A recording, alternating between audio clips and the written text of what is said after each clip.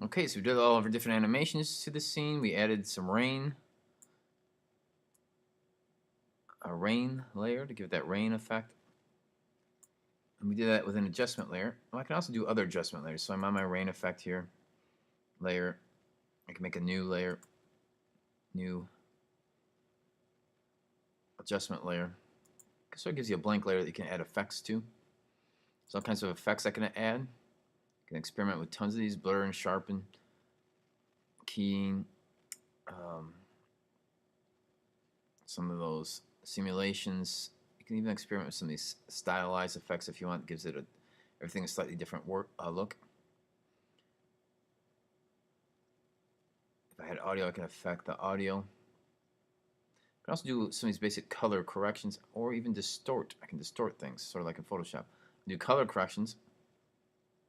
Now there's some of your basic ones and more advanced ones. I'm just going to do a basic brightness contrast. I encourage you can experiment with any of these. I'm going to do the brightness contrast. Okay.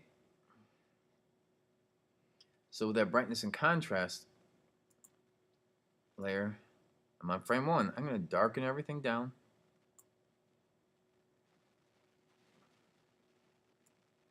From 0 to negative 150. And that contrast, let's leave that alone actually. I'll leave that at 0. Okay, so I got it's pretty dark starting out there. What I want to do is start from that dark and just lighten it up pretty fast. Within like the first second, I want to lighten it up. So down here in that adjustment layer, I'm going to right click, rename it darkness, good enough. Okay, I'm going to open that layer on that effects. And you can see that the same effects are down here. So I could adjust them up here or down here. In my frame 1, I'm going to animate them down here. I'm going to click on that brightness.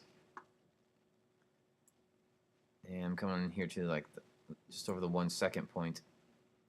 And I'm going to bring that back up to 0. Your starting point. So it's just your base. I'm not affecting it at all at this point.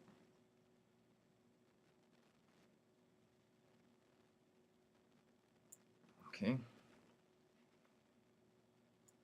There we are. So I'm doing a fade in from dark to the regular size. So I think I'm going to make that come in, lighten up a little bit faster. Maybe half a second.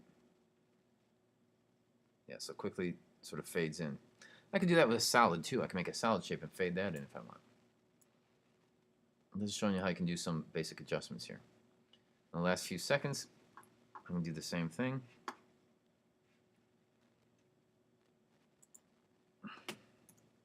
Just put some change there, and it'll give me a keyframe. Then when I get to the end, I can bring that brightness and contrast, or that brightness all the way back down.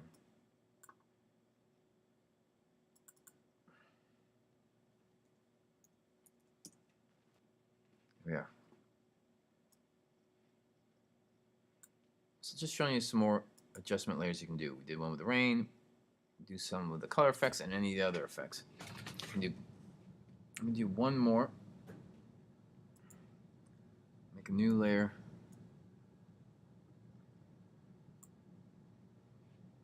This one, I'm going to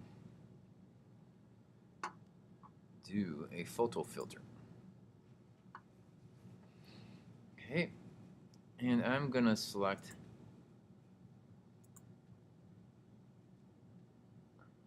sepia tone. So I want to have sort of an old film or old movie poster feel, old black and white photo. So I'm going to raise that up, sort of that sepia tone effect. A little too strong. Looks pretty good. Save. There we are. I could animate that in too, but I want that to be there the whole time, so I'm not even going to animate that in. Pretty cool effect. I think that this video's done. Make sure it's saved. I can go to composition, add to render queue. In order for us to use this video, we'd have to render it. So let's add it to the render queue. There we are. It's going to ask me how do I want to save this. I want to save it as comp folder and name, so to put my finished one in a new folder. So I can select that. It should automatically go to where we're saving this. Okay. Ooh, let's make sure it goes to where I am saving this. My monsters folder. That's good. Now I can click render.